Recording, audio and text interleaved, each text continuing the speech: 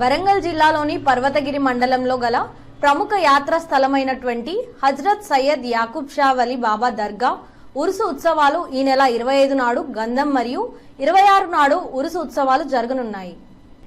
ఈ కార్యక్రమానికి తెలంగాణ రాష్ట్రంలోని నలుమూలల నుండే కాక ఆంధ్రప్రదేశ్ తదితర రాష్ట్రాల నుండి కూడా భక్తులు అధిక సంఖ్యలో విచ్చేసి బాబాను దర్శించుకుంటారు.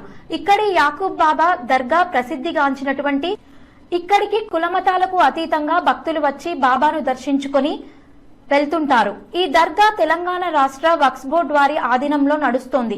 ఇక్కడి దర్గా సిబ్బంది మరియు స్థానిక గ్రామ పంచాయతీ సహకారంతో భక్తులకు ఎలాంటి అసౌకర్యాలు కలగకుండా అన్ని వసతులను ఏర్పాట్లు చేస్తున్నట్లు వక్ఫ్ బోర్డు అధికారులు తెలిపారు. అదేవిధంగా శానిటేషన్ విషయంలో కూడా ప్రత్యేక శ్రద్ధలు తీసుకుని ఎప్పటికప్పుడు శుభ్రం చేయిస్తున్నారు.